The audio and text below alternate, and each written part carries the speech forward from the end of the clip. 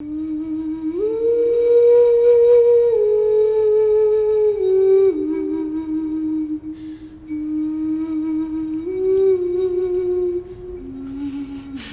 欢怎么还醒不过来啊？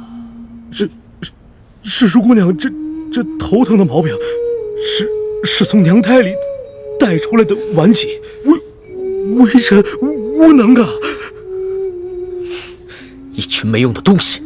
朕就问你，他这个病严不严重？朕要听实话。此病十分罕见，只有古医书上有记载。若是一欢姑娘能醒过来，便能逢凶化吉。听你这个意思，他有醒不过来的可能。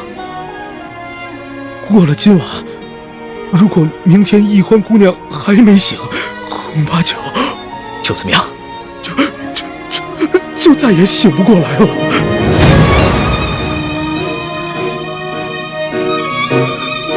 让你们太医院去会诊！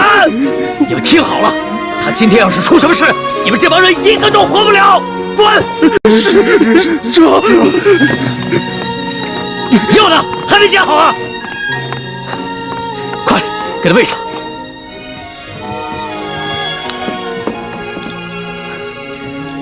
快，欢儿，这药再也不冲你发脾气了啊！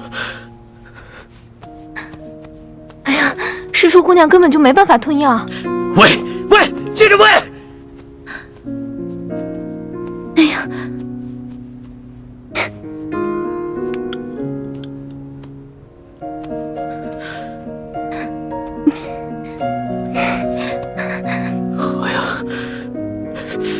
行了，走，不要给我。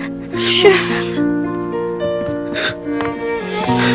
欢儿，来，喝点药好不好？来，欢儿，喝，欢儿，喝点药。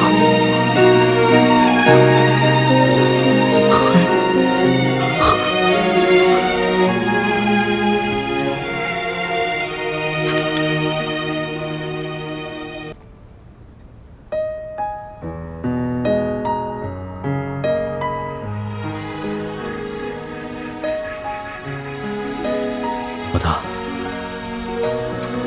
别睡了，好。其实朕知道，你不醒过来，定是因为你觉得朕还要罚你，对吗？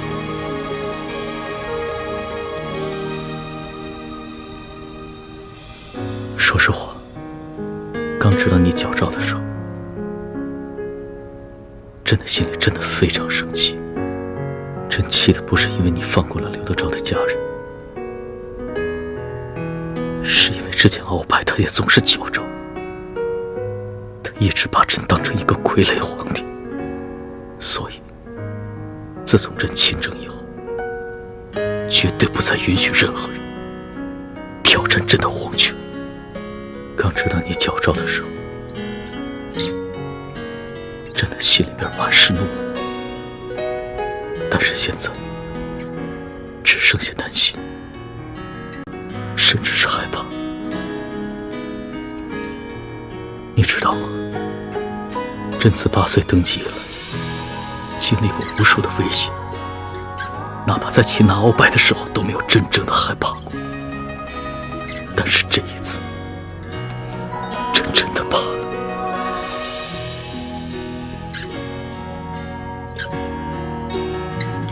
老大，朕真的不能没有。要是没了你的话，朕只是一个帝王，只是一个孤家寡人。但是有你在，朕才是一个真正的男人，是一个完整的人。老大，朕是天子。的话是金口玉言，朕现在就赦了你过往所有的罪，只要你醒来，只要你醒。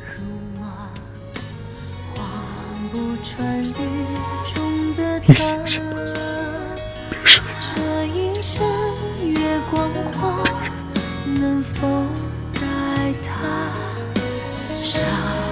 的心愿做他掌上的明珠，献上我纯真的祝福。回忆中的路开满花簇，绽放百世的光速。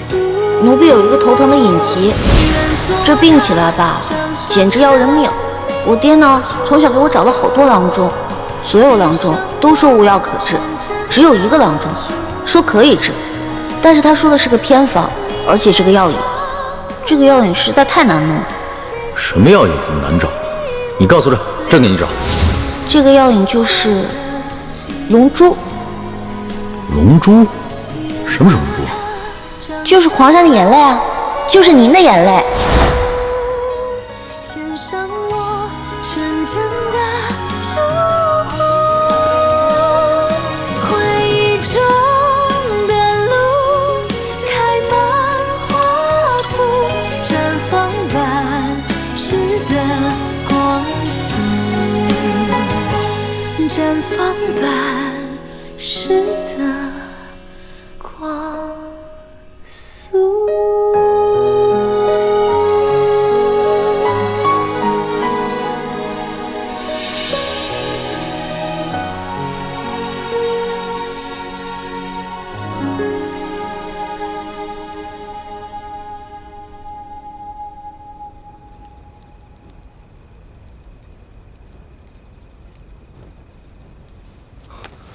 诸位师傅，我有办法查出那间是谁了。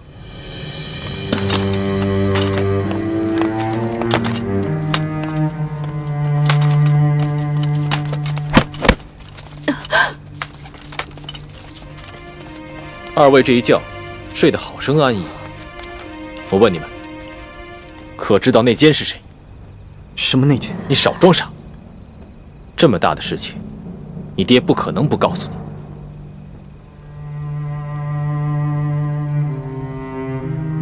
诸位师傅，既然已经知道那间必定是我们当中一个人，为了证明自己的清白，我要求你们每个人都刺吴应奇一剑，杀了他。等义父和武师傅回来，也会每人补上那一剑。不行，大师兄，吴三桂虽人人得而诛之，可吴应奇是无辜的呀。他不仅没有做错任何事情，还救了我们的命。是，他的确没做错什么，但谁让他是吴三桂的儿子，这就是最大的错。怎么，你下不去手吗？难道你已经为情所困，不惜变节投敌了吗？你怎么变得如此冷血残暴？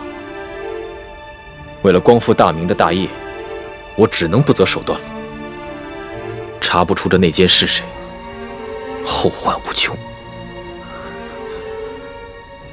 我同意太子的提议。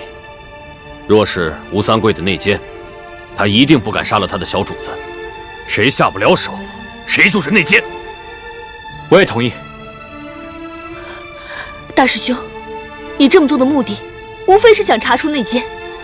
可如果此时内奸也狠下心来捅上一剑，那吴应奇不是白白冤死了吗？那吴应奇也不会白死，我会把他的尸身送给吴三桂，告诉他，杀死他儿子的，他精心培养的内奸也有份儿。就算这个内奸可以替自己辩说自己是被迫刺的那一剑，吴三桂也不可能放过他。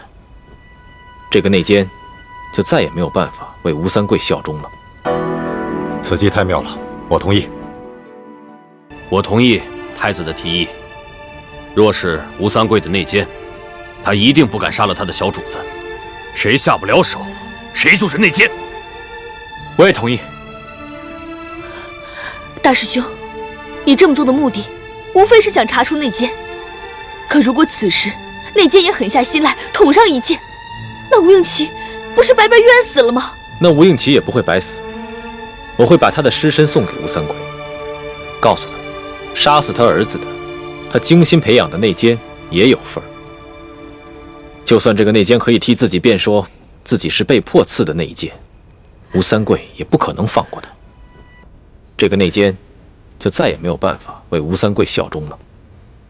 此计太妙了，我同意。我也同意。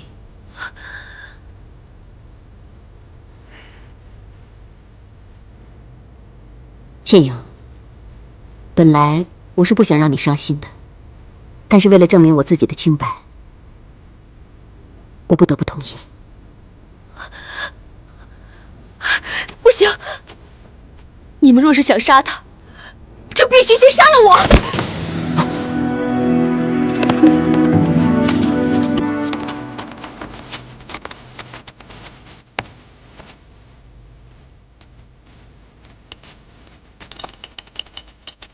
太子，倩影是为情所困，才会如此不顾大局。我们夫妇俩坚决拥护太子。好，为了防止有人弄虚作假，接下来的每一剑都必须刺中吴应奇的要害。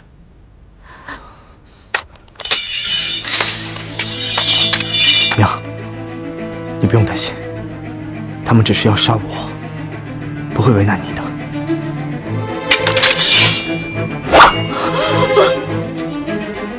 吴应奇，再给你最后一次机会，你要是再不说出这内奸是谁的话，我就杀了你。我真的不知道谁是内奸，我也从来不参与我父王之事。你们要杀我，可以，但我有一个条件：杀了我之后，马上把我的尸身送给我父王。千万不要让倩影看见。好一个情主，我这就成全你。住手！我知道内奸是谁。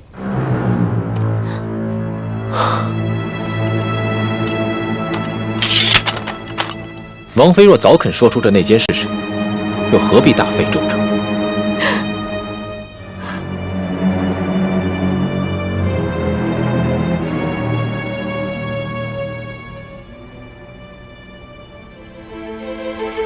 这个内奸果然厉害，到现在为止，仍然不动声色。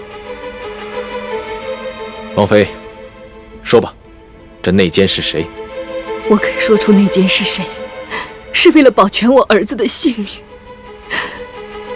可是你们一个个凶神恶煞，不讲信用，在你们这些人当中，我只信任晋王，只有晋王回来，我要他发誓，确保我母子平安，我才肯说。义父跟武师傅去勘察敌情了，1个时辰之后便会回来。到时候，你要敢耍什么花样的话，你儿子照样活不了。我就这么一个儿子，我虽然平时不干政，但是王爷他非常宠爱我，他处理军政大事从来不避讳我，所以我当然知道内奸是谁。那就好，我也不想杀了你儿子，让我师妹恨我一辈子。只要你说出这内奸是谁，我和义父定会保你们母子平安。好，一言为定。但我还是要求你们给我们整理出一间厢房，我要为我儿子上药。上药在这里上就好了，收拾什么厢房？我儿子不仅手上有伤，臀上也有伤，那可是为了你女儿挨的50军棍。再说，我儿子好歹也贵为平西王府的2公子，岂能在这么多人眼皮子底下脱衣上药？三师傅，这么小的要求，答应了也无妨。正好院子左侧有几处厢房，你去挑一间整齐一点的，给你儿子上药吧。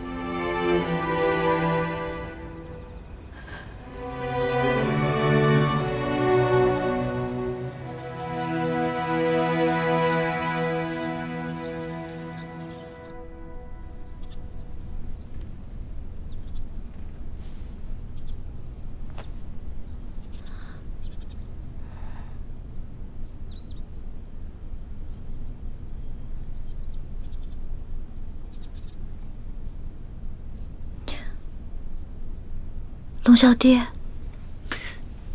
老大，你终于醒了，这不是在做梦吗？扶我起来。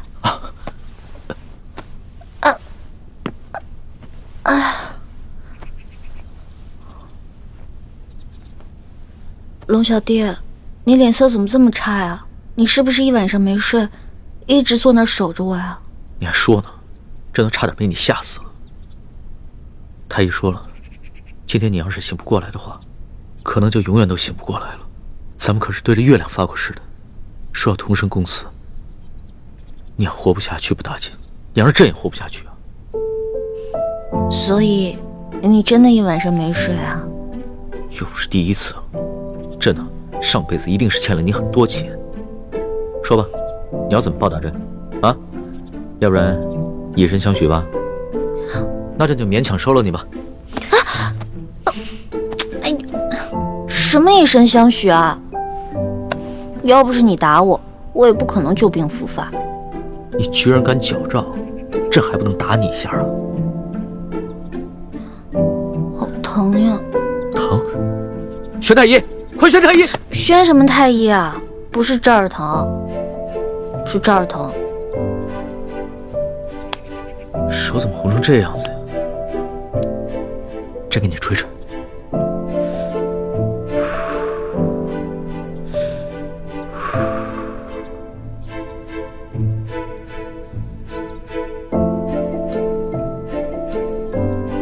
早知道你是这么个纸老虎啊，这么不经打，朕就换个法子来惩罚你。其实小的时候我偷懒不肯学习，师傅跟爹就是这样罚我的，但我基本上都是1哭2闹3上吊，就躲过去了。也就是说，朕这一次也是差点上了你的当。哼，怪不得你的技艺杂而不精，跟你哥哥比起来差远了。在家有猪哥哥，在外有龙小弟，我干嘛还要学啊？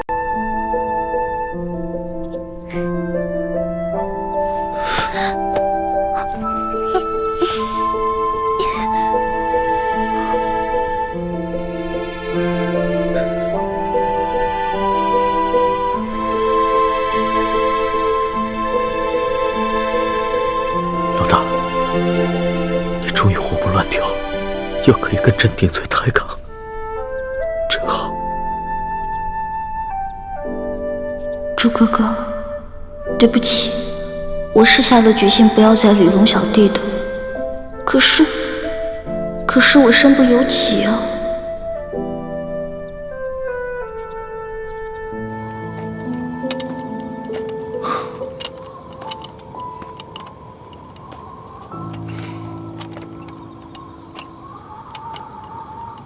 天都快亮了，义父跟武师傅怎么还没回来？大师兄，秦氏执意要等大师傅和武师傅回来才肯说出内奸是谁。会不会他想指认的凶手就是武师傅？混账！不许妄言！叶师弟不必着急，过不了多久，真相自然就大白了。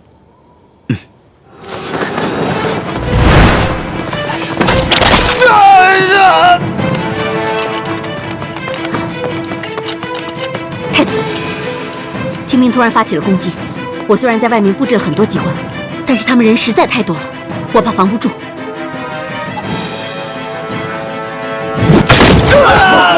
上面！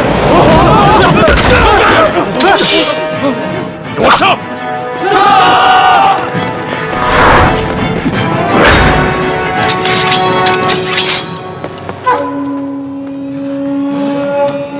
你哪个地方这边跑？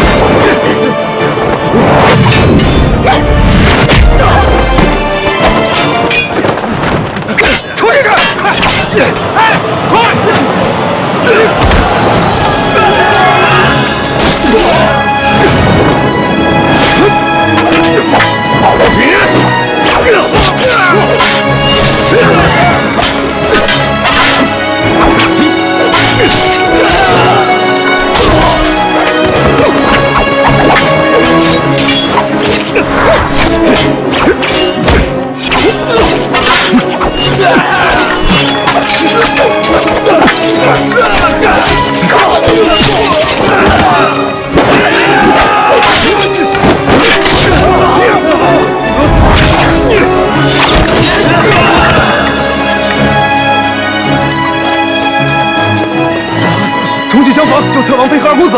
快！快，这边！快！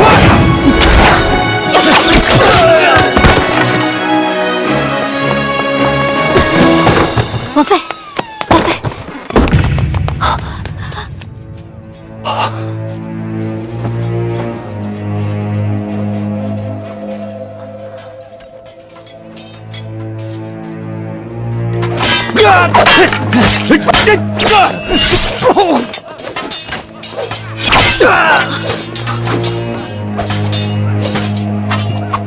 撤！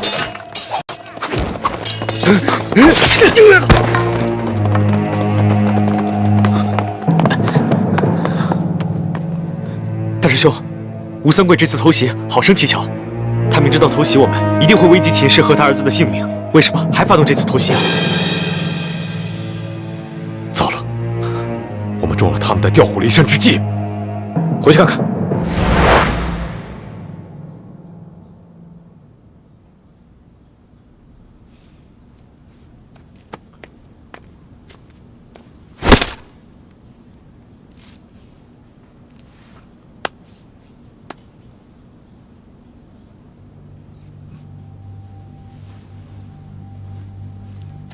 他是中了呆若木鸡散。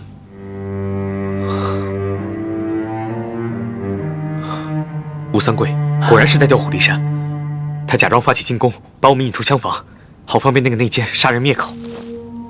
如此说来，定是那内奸透露信息给吴三桂，吴三桂才发起了偷袭，配合内奸行动。昨夜在王府遇险之时，吴三桂曾狠心想杀了王妃，后来吴应奇成了我们的人质，吴三桂才放我们走。看来吴三桂心中，女人终究比不过儿子，所以那个内奸不敢动吴应奇，只敢杀了王妃灭口。可是，是谁有机会可以向吴三桂通风报信，又可以对王妃痛下杀手？当时，清兵从四面八方扑来，大伙都在奋力抗敌，没有人顾及到其他人的行踪。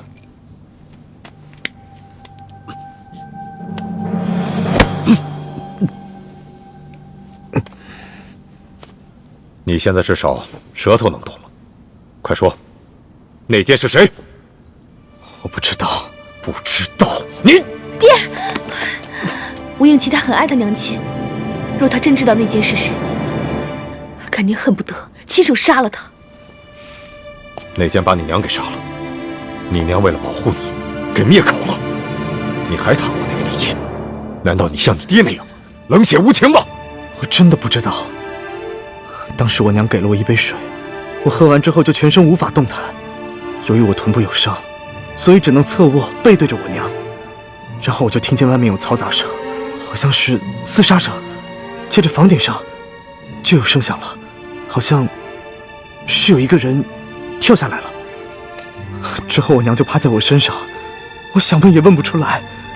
然而我的身体又动弹不了，我真的不知道是谁。刚才清兵偷袭的时候，大家都出去御敌，我因为腿上有伤，所以只能留下来守护他们母子。我当时也听到屋顶上有响动，但是却无法分身进屋查看。想来就是在那个时候，内奸由屋顶进入，杀了王妃。这个内奸为了方便行动，不想让吴应奇认出他是谁，所以先在秦氏的水中下了呆若木鸡散。此前呆若木鸡散的解药已经泄露，这就再次证明，这个内奸是我们最亲近、最可信的人，也就在我们这几个人之中。大家不用猜了，这个人一定是唐一手。第一，他与晋王一同出去勘察敌情，是有机会向吴三桂通风报信的，让吴三桂偷袭咱们，然后来掩护他杀王妃灭口的行动。第二，他有机会拿到呆若木鸡散的毒药和解药。第三，当时我们所有的人都在奋力厮杀，只有他不见了，所以他一定是杀人灭口之后就逃回吴三桂的身边了。若真是武师傅杀了王妃，灭口成功的话，又为何要逃走呢？这样不是反而暴露身份了吗？如果不是唐一手的话，那为什么他会不见了呢？对啊，武师傅人呢？你们谁看到武师傅了吗？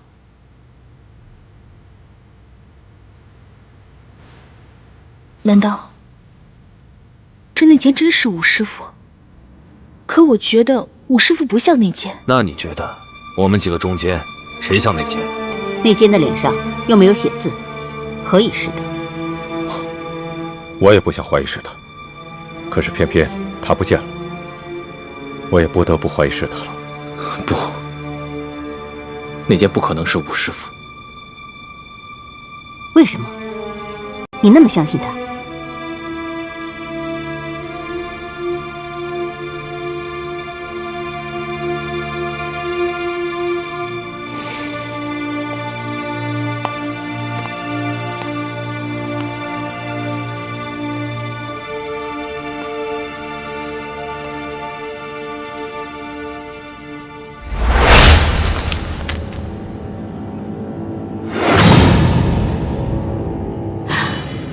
老五，武师傅，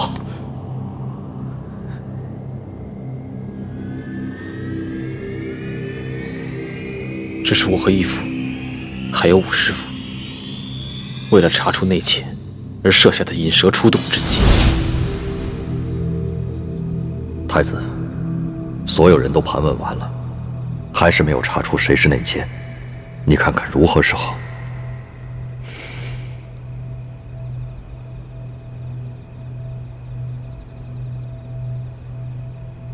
义父，我有一计，可以引得内奸现身，但是需要武师傅配合。何计？义父，你看，若让武师傅假扮秦氏，足可以以假乱真。我们不妨让他跟秦氏互相易容，互换身份，然后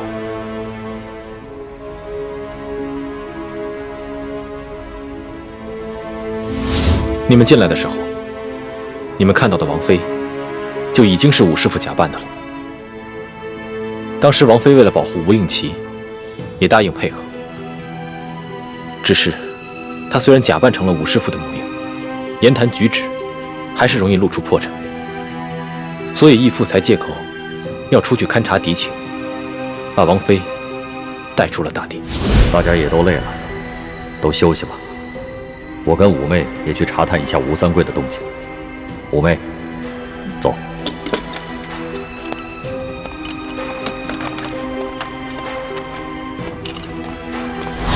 难怪刚才王妃死的时候，吴应奇一点都不伤心，连一滴眼泪都不掉。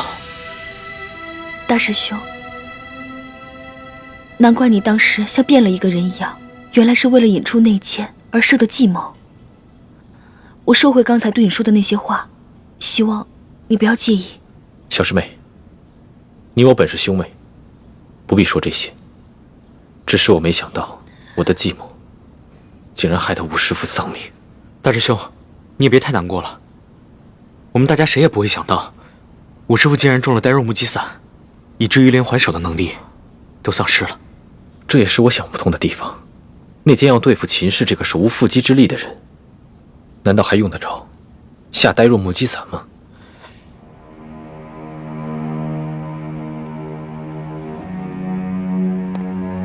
难道那个内奸已经识破了我们的计划，知道秦氏就是唐一手所假扮的？那他就应该静观其变，为何还冒险杀了唐一手呢？有这个可能，只是现在不仅没有查出内奸是谁，还害得武师傅无辜丧了命。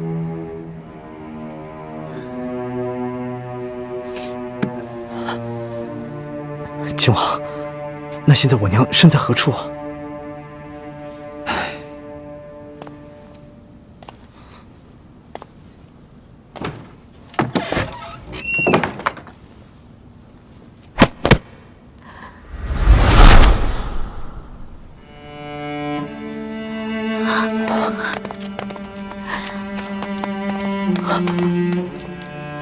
娘，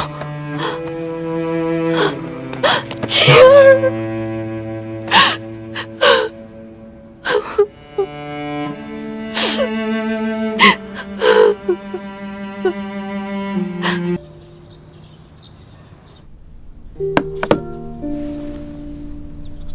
牛小弟，我能不能不吃药了？你看我好了，真的好了。不行，这是圣旨。可是我哥说这种药根本没用嘛，我的病喝这种药根本解决不了问题。谁说没用的啊？昨儿夜里要不是朕口对着口帮你渡药，只怕你今儿就醒不过来了。哼，口对着口。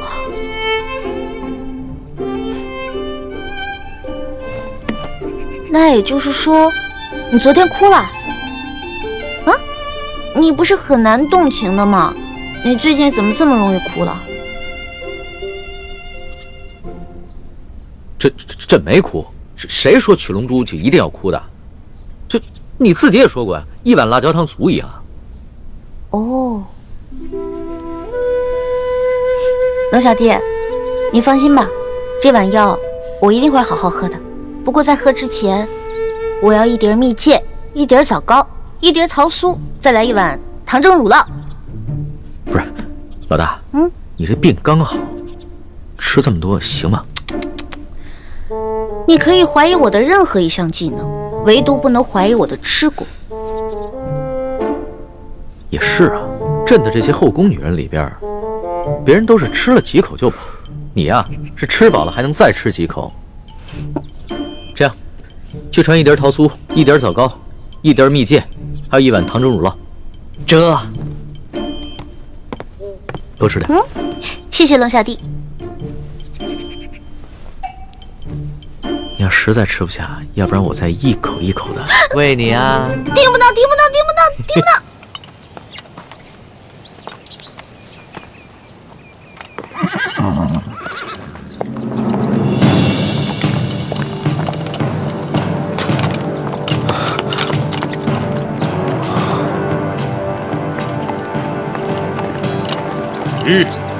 二位且慢。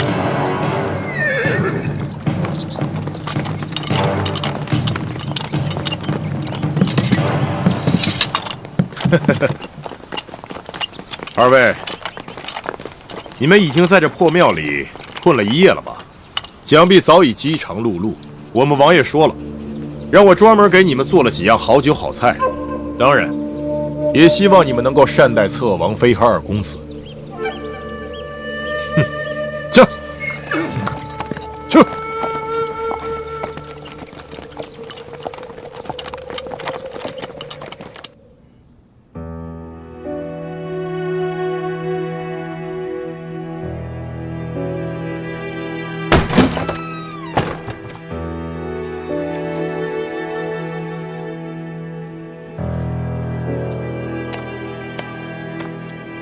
夫人，天阳，吴三桂派人带了一些酒食过来，我验过了，没毒，我也吃过了，你们过去吃点吧，这里我来守着。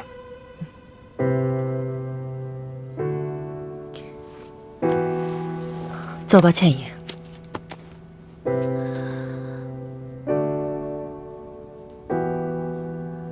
倩影，你先自己去吃一些，然后再给他们带回来。虽然我跟他们是不共戴天的仇人，不过我们也没有必要虐待他们母子。走吧。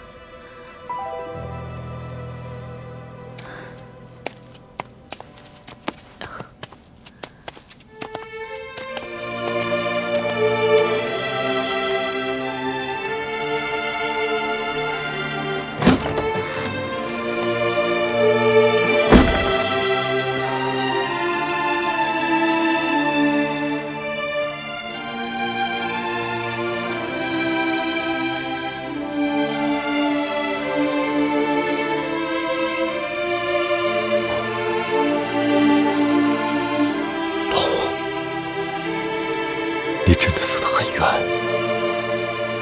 那剑偷了我的呆若木鸡伞，先把你毒倒，要不然依你的无辜，就不可能把你一刀毙命。你放心，我一定会为你报仇，查出谁是内奸。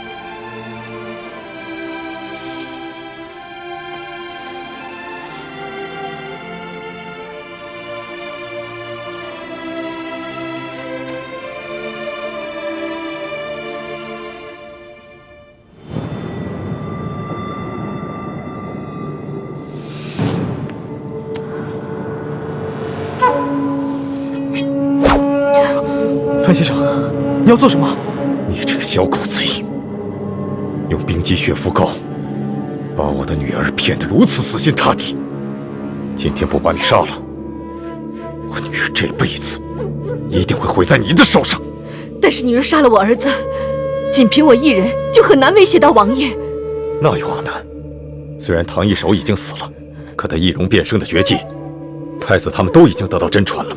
我只需要把默生易容成你的儿子，就能骗过吴三桂。范先生，你若是就这么把我给杀了，倩影一定会恨您一辈子的。范先生，你要做什么？你这个小狗贼，用冰肌血肤膏把我的女儿骗得如此死心塌地。今天不把你杀了，我女儿这辈子一定会毁在你的手上。但是你若杀了我儿子，仅凭我一人就很难威胁到王爷。那有何难？虽然唐一手已经死了，可他易容变生的绝技，太子他们都已经得到真传了。我只需要把默生易容成你的儿子，就能骗过吴三桂。范先生，你若是就这么把我给杀了，倩影一定会恨您一辈子的。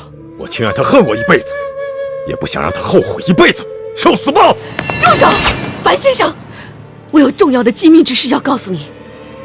娘，你现在就要说了吗？若再不说，你就没命了。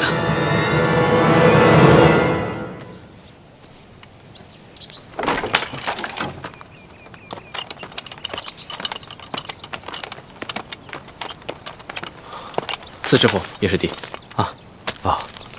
多谢太子，谢谢你们辛苦了。1个时辰以后，我过来换班。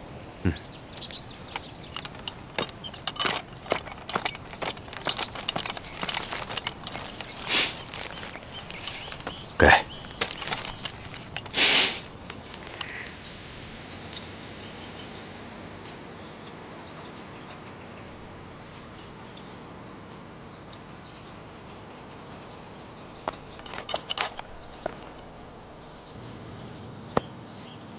义父，三师傅，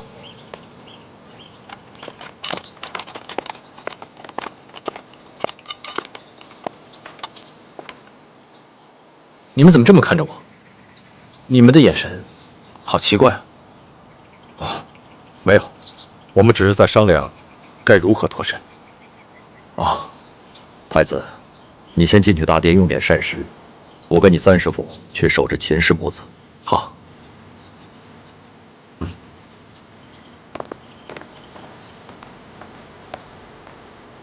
三师傅和义父，他们好像有什么事情瞒着我。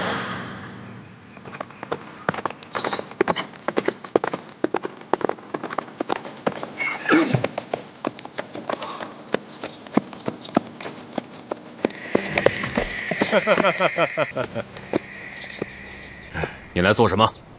我们平西王给你们晋王写了一封信。撤！撤！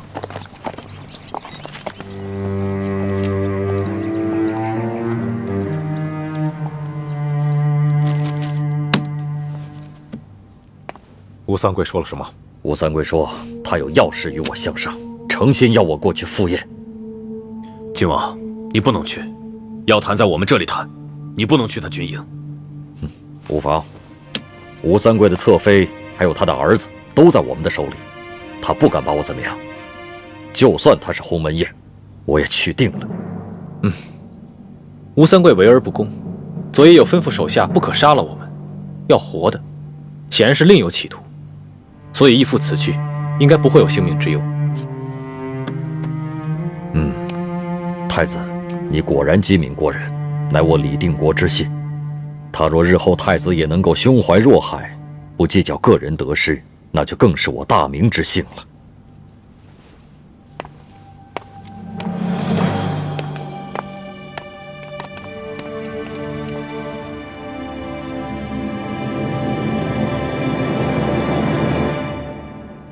义父今日这话，似乎话里有话，真的是令人费解。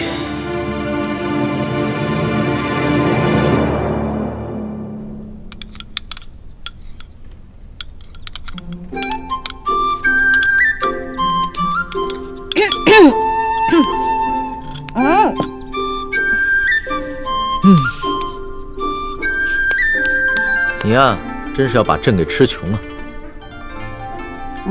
现在可以喝药了吧？哦，快点儿。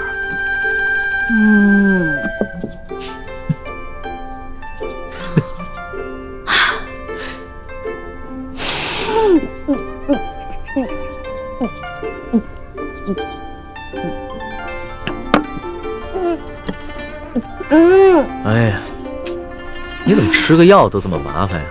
那你小时候病发，家里又买不起这些东西，那可怎么办啊？很简单啊，捏住我的鼻子，使劲往里灌呗。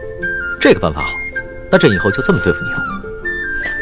但是，我喝进去以后，就会把药全都吐出来，因为药实在太苦了。这个时候啊，我的猪哥哥看我难受，就会上山帮我采很多野蜂蜜。但野蜂蜜没那么好采的，每次他采完以后，满脸被叮的都是包呢。李爱卿对你是真好啊。说实话，朕也想有这么一个哥哥，可是在这紫禁城内，所有的兄弟姐妹都是靠不住的。你怎么了？我就是在想，我有猪哥哥真好，也不知道猪哥哥现在在殿都执行任务，完成的怎么样了，顺不顺利？你放心吧，李爱卿功夫那么高，又会易容，又懂机关，江湖经验又丰富，肯定没事的。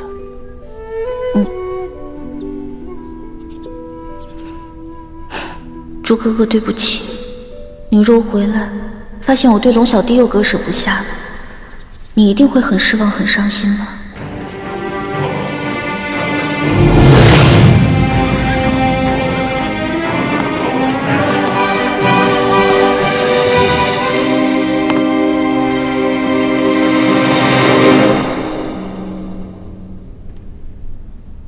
郡王，我就不和你兜圈子了。你们明珠谷的底细，我知道的一清二楚，但我没料到，你们这些前明的亡命之徒，居然能培养出那么多厉害的人才，不仅能混进宫魅惑皇上，还能蛊惑我吴三桂的儿子。我也没有料到，你居然派奸细安插在我明珠谷，而且还进入了朱明联盟的最高层。但是我想不明白，你既然知道我们那么多秘密，为何不上报朝廷？为何不派兵剿灭我们？这就是我为何对你们为而不恭，并且把你请进我的营中做客的原因了。愿闻其详。很简单，我之所以留着你们，就是因为我对大清朝廷不放心。我知道终有一天，他们自以为江山坐稳了，就会对我们这些归降藩王开刀了。我必须留着你们这些反清力量来牵制大清朝廷。一旦时机成熟，我还可以与你们合作。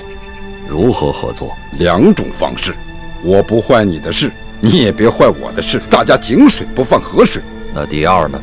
就是你我冰释前嫌，结为盟友，将来一起起兵反叛，打下天下后，你我分国而治。你在中原恢复你的大明国号，而我割据云贵川两广湖南湖北，建国大周。如此天下虽然分了诸吴2姓，但它仍是你我的天下。如果2种方式我都不答应呢？很简单，我只需要一道密奏，将你们的一切秘密告知康熙小儿。到时候我们2败俱伤，我建不了周，你也复不了明，反倒让大清朝廷渔翁得利。你愿意吗？我当然不愿意。但你吴三桂杀死了永历帝，是大明最大的罪人，我怎么能与你合作？我那也是形势所逼。大清朝廷对我疑心那么重，我不亲手杀了永历帝以表忠心，就会被多尔衮干掉，不然我怎么能保得下这么大一份实力呢？你我都是将领，咱们先联手把这江山夺回来，咱们自己的矛盾再自己解决，如何？吴三桂，你当年逼着我亲手杀死我结发多年的妻子，如果我跟你合作，你放心得下？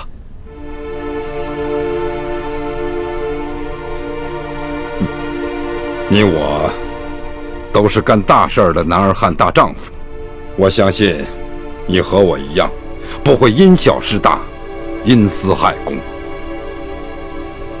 那崇祯皇帝留下来的金钥匙和铜匣，我们又该如何分割呢？如今我手上有一把金钥匙，你手上也有一把金钥匙，还有一把在台湾郑经手中。我的那把金钥匙不是已经被你们用美人计夺了去吗？我们得到的金钥匙是假的，要不然的话，我们也不会全体出动到你这平西王府来盗金钥匙。这就奇怪了。琪儿进京时，明明带走的是真钥匙。晋王，你不会怀疑我这会儿在跟你撒谎吧？既然我们大家都没有撒谎，那只有一种可能，就是鳌拜也安插了奸细在我明珠谷，倩影所得到的金钥匙被那个奸细给调了包。如此一来，这里边真的铜匣子和这个真的金钥匙已经落到了康熙之手。金钥匙估计是在康熙手中，但康熙手中的铜匣却是假的，真的铜匣不知道被哪方势力给调包了。啊，关于这个铜匣子和金钥匙，为了避免你我互相猜忌残杀，我们不如做个约定。什么约定？就是你我各凭手段获取金钥匙和铜匣子，然后汇总在一起打开宝藏，按各自付出分成，然后一起起兵，如何？好。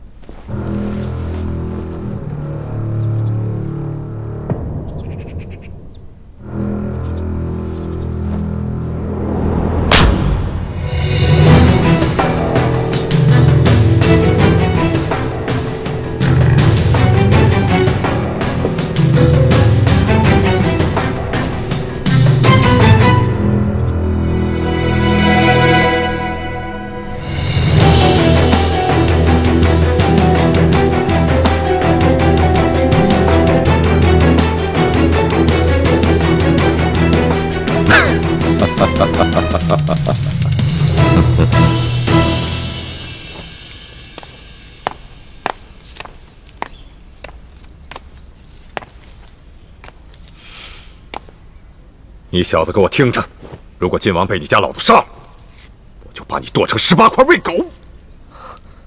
范先生，晋王一定会平安无事的。待他和我父王谈妥条件，大家都会平安无事的。哼，你老子会做善事。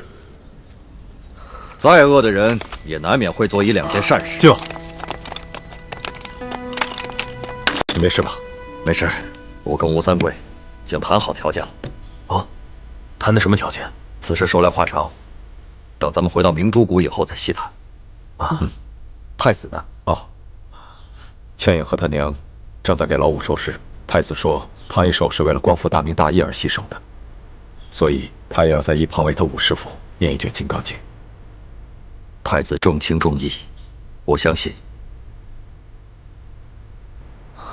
将来他也会深明大义。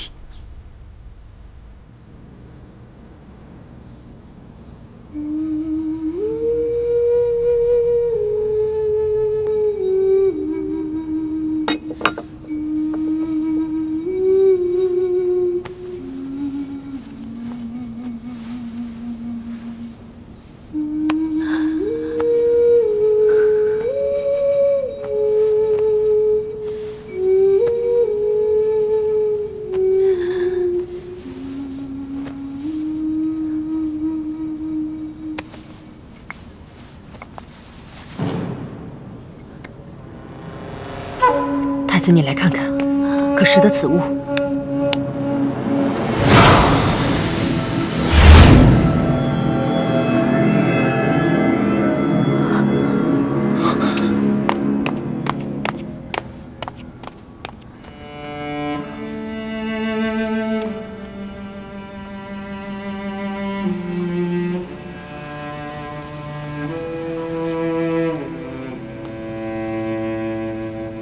义父，义父，诸位师傅，这是从武师傅身上发现的。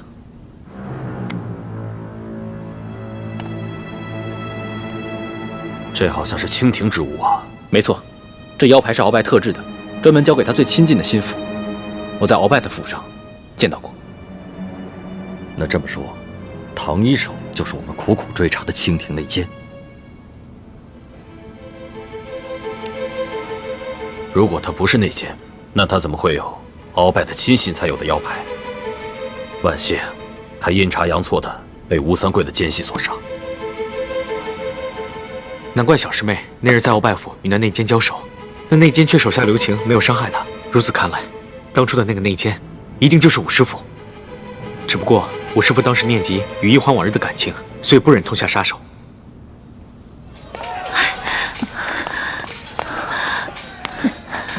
各位师傅，吴三桂又进宫了。不要紧，吴三桂的军中有朝廷的耳目，他们如果就这样把我们放了，他怕朝廷会怀疑他们，剿灭我们这些乱党不利，所以他就命令他的手下虚张声势，从东南西三面围攻我们。我们现在把秦氏和吴应期留下，从北面突围。晋王，怎么了？就这么把秦氏和吴应期给放了？这也是我和吴三桂谈好的条件之一。钱颖、默生，你们两个继续留在滇都。啊？我为什么还要留在滇都啊？虽然我们跟吴三桂结盟了，但是这个人阴险狡诈，不可相信。你们两个留下，监视他的一举一动。可是，我爹不会同意的。既然晋王如此安排了，自有他的道理，爹怎么会反对呢？爹，你不是说再也不允许我跟吴应期接触吗？爹相信你会有分寸的，而且我们都应以大局为重，一切听从晋王的安排。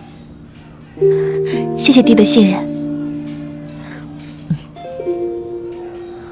奇怪，三师傅对倩影和吴应期之事，怎么突然转变了态度？义父和三师傅的言行都有些反常，他们一定是有什么事瞒着我们。那个大师傅，我不想留在滇都，我想跟着大师兄一起去京城。臭小子，还想挨揍是不是？跟你说过多少次了，别胡思乱想，一切以大局为重，再胡思乱想，信不信我宰了你？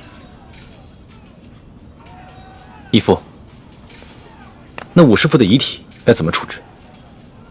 他不是你武师傅，他是内奸。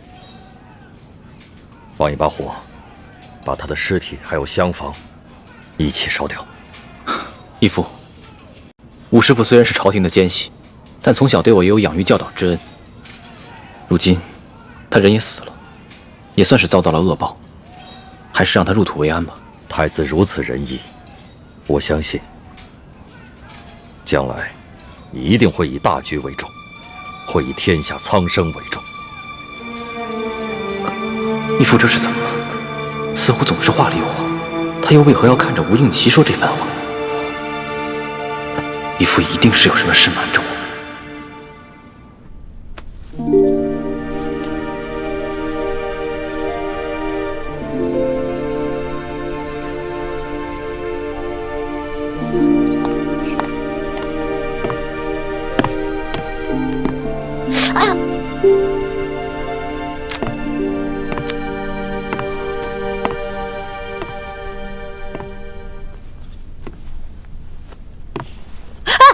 老大，你这手还没好就别逞能了，等好了再绣呗。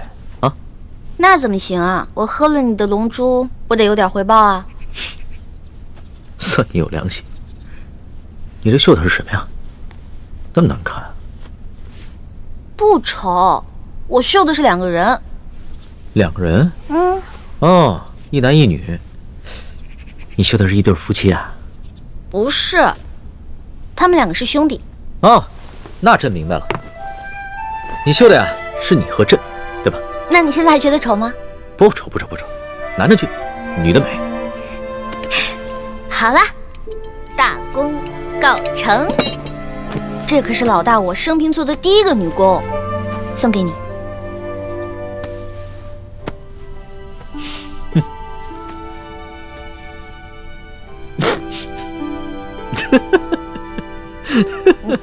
你哈哈什么呀？老大，你这个绣工实在是什么？不是老大，你这个一面绣着2只肥鸭，一面吧绣着一对丑人，这平生第一次收到这么有趣的礼物。龙小弟，这个荷包里面可以装香，可以驱虫防蚊，提神醒脑。你会把它带在身上吧？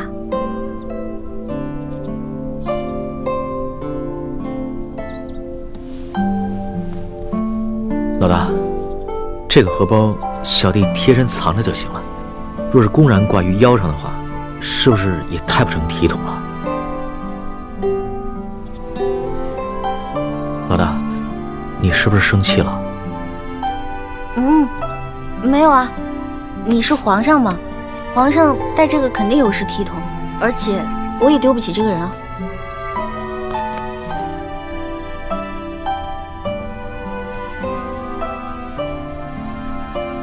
你终究只是皇上，不是我的龙小弟。在你心中，我对你的意义，终究也不过是有趣罢了。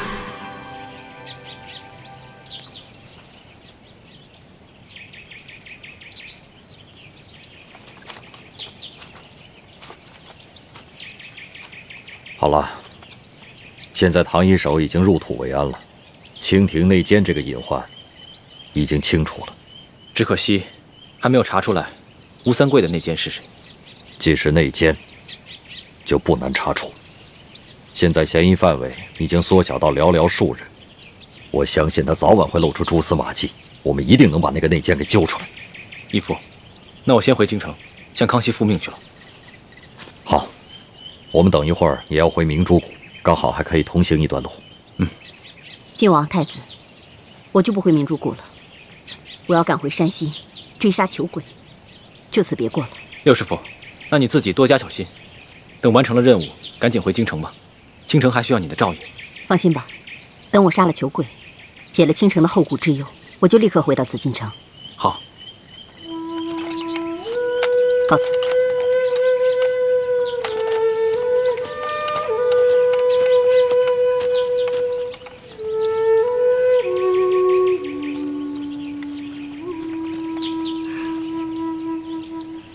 太子，其实我已经查出谁是吴三桂的内奸了。什么？义父要等到六师傅走了之后再说。难道这个内奸就是六师傅？没错，吴三桂安插在咱们明珠谷的内奸，就是你六师傅，雪衣居士。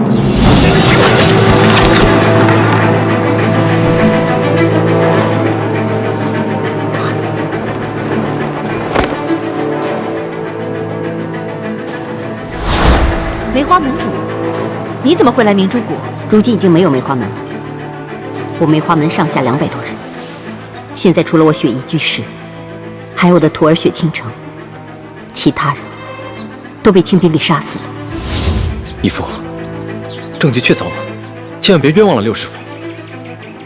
太子，这可是秦氏亲口告诉我跟晋王的。受死吧！住手！白先生，我有重要的机密之事要告诉你。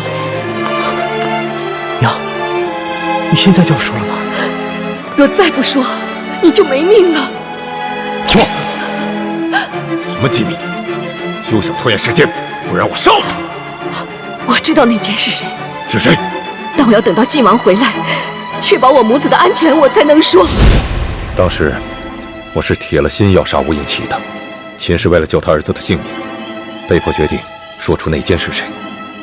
当时我觉得事关重大，所以就悄悄地把晋王叫了回来。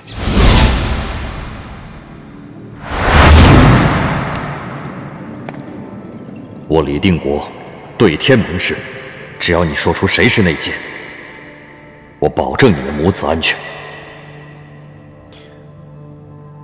你放心，我虽然恨不得把你儿子杀了，可是我樊离乃是大明的臣子，我一定会听从晋王的号令。快说吧，你再拖延时间的话，我可没这个耐心。其实我也没有见过那个内奸的面。有一次我去给王爷送燕窝粥，远远看到一个黑色的身影，戴着黑色的斗篷，从王爷的书房闪出，一跃就从房顶走了，显见他的武功很高。虽然隔得甚远，未看清他的面容，但我肯定那是一个女人的身影。女人的身影？你是说倩影？当然不是。倩影与我齐儿认识不过数月，但那内奸已向王爷传递了多年消息。既是女人，武功又极高，还向吴三桂多年传递消息，那在我们几个人中间，值得怀疑的人只有樊夫人、唐一手，还有雪衣居士。幸亏秦氏他还记得，那次他看到黑影的日子是前年的9月13日，而那年秋天，我夫人跟唐一手一直未曾离开过明珠谷，倒是雪衣居士一直在外面执行任务，不然就很难洗清嫌疑啊。我们都以为那个内奸是从屋顶的破洞进入房间，杀死了易容的唐一手。我真的不知道，当时我娘给了我一杯水，我喝完之后就全身无法动弹，由于我臀部有伤，所以我只能侧卧背对着我娘，然后我就听见外面有嘈杂声，好像是厮杀声，接着房顶上就有声响了，好像是有一个人跳下来了。之后我娘就趴在我身上，我想问也问不出来，然后我的身体也动弹不了，我真的不知道是谁。刚才清兵偷袭的时候，大家都出去御敌，我因为腿上有伤，所以只能留下来守护他们母子。我当时也听到屋顶上有响动，但是却无法分身进屋查看，想来就是在那个时候，内奸由屋顶进入，杀了王妃。当我们看到屋顶破洞的时候，我们就以为内奸是从屋顶的破洞进入房间杀死唐一手，就没有怀疑到在外面跟我们一起御敌的雪衣居士。可当我知道这个内奸是个女人的时候，我仔细地回想了一下，第一个冲进厢房的就是雪衣居士。王妃，王妃！